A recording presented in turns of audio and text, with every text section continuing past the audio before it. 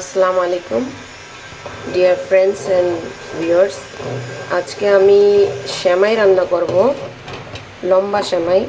এই যে এটা হচ্ছে লম্বা সেমাই, এটাকে একদম গুঁড়ো গুঁড়ো করে ভেজে রেখেছি, মানে যেভাবে কড়াইতে ভাজা হয় ওইভাবে ভেজে রেখেছি। ভাজলে কি হয়, এটা একটা অ্যারোমেটিক স্মেল চলে আসে, কাঁচা কাঁচা যে স্মেলটা থাকে ওটা এখানে থাকে না, তখন খেতে গেলে খুব সুস্বাদু লাগে এবং খুবই মানে মুগ্ধ করার মতো একটা ঘ্রাণ থাকে। তো এই জন্যই আমি সবসময় এই সেমাইটাকে আগে বিনা তেলে, মানে তেল ছাড়া কড়াইতে আগে ভেজে নিই, তারপরে এটাকে দুধে ছেড়ে দিই আর কি।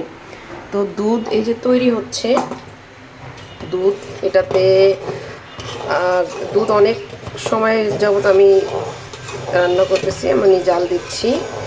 এই দুধের ভিতরে হচ্ছে চিনি দিয়েছি একটা এলাচ, একেবারে গুঁড়া করে স্ম্যাশ করে, যাতে কারোর মুখে না পড়ে, কারণ অনেক সময় এগুলো মুখে পড়লে অনেক মানুষ খেতে চায় না, অনেকের কাছে ভালো লাগে না।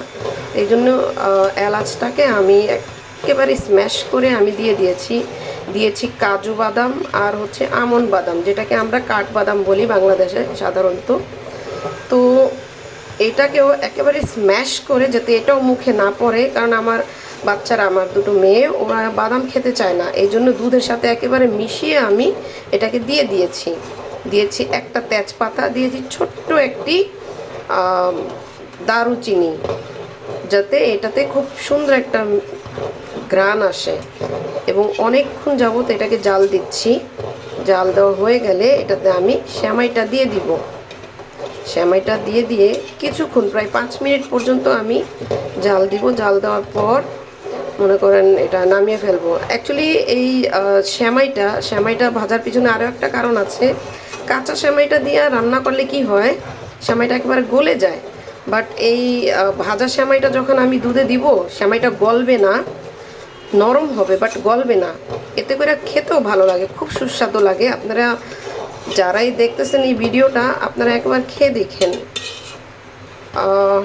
খুবই ভালো লাগবে। তো থ্যাংক ইউ সো মাচ আমার এই ভিডিওটা দেখার জন্য। আল্লাহ হাফিজ।